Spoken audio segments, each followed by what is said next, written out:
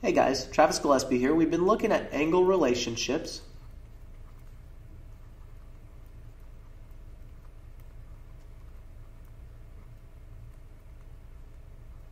Well, I stated in another video, we have lines that intersect and they create some cool angle relationships. And those relationships, they're known as adjacent angles. Those are the angles that are next to each other. We also have something known as vertical angles.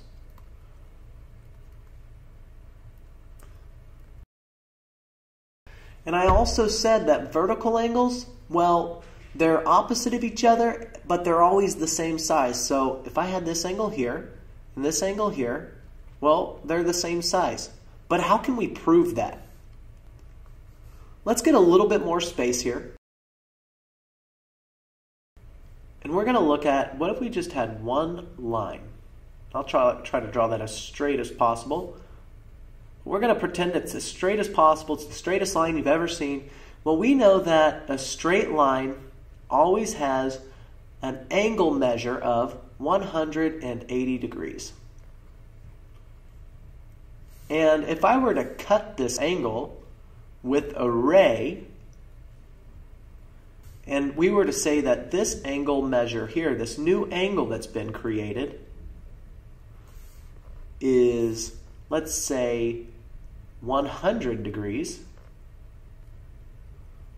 Well, how could I find the measure of this other angle on the other side? I'd take 180, subtract out 100, and I would get 80 degrees. So this angle measure would have to be 80 degrees. Well, let's move over, and I'm going to create another line real quick.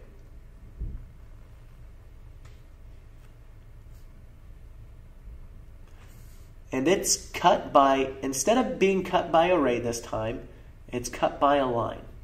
So these two lines are intersecting. Again, remember, lines have an angle measure of 180 degrees, so that is 180 degrees. Also, this line has a measure of 180 degrees. And let's just pretend that this angle measure here is still 100 degrees. How could I find the measure of this other angle on the other side?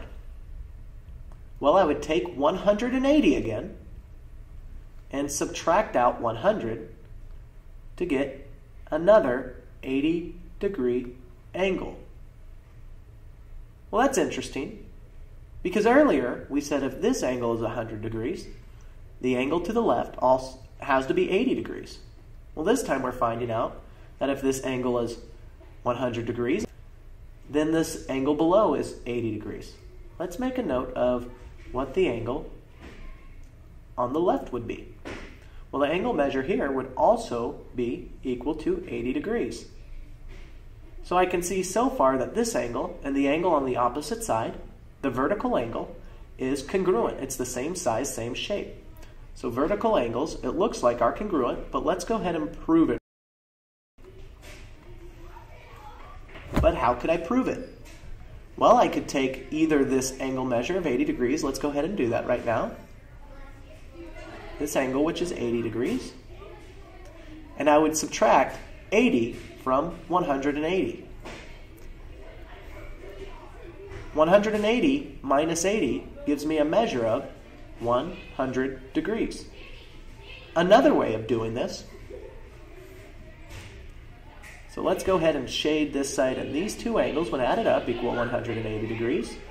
Therefore, I can see the vertical angles are congruent. And this will hold true for any set of straight lines that are intersecting. Vertical angles are always congruent. Thanks, guys. See you in the next video.